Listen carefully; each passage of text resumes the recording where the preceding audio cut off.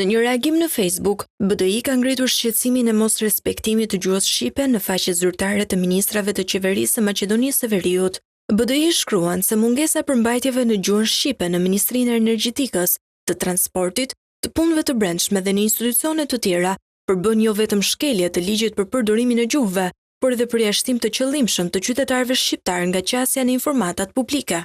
Sipas BDI, pavarësisht se disa formate të vjetra në gjuhën shqipe kanë mbetur, përmbajtjet konkrete, dokumentet dhe informacionet kryesore figurojnë në maqedonisht. Kjo është një politikë institucionale që kufizon përdorimin e gjuhës shqipe dhe rënon bazat e barazisë ndëretnike në shtet, shkruhet më tej në postim. BDI shprehet se institucionet shtetërore po injorojnë përdorimin e gjuhës shqipe, një ndër arritjet më të rëndësishme të marrëveshjes Kornisë të Ohrit. Kjo sipas tyre po bëhet qëllimisht për të dërguar një mesazh të rrezikshëm për të ardhmen e kohezionit shtetëror dhe bashkëjetesës ndëretnike.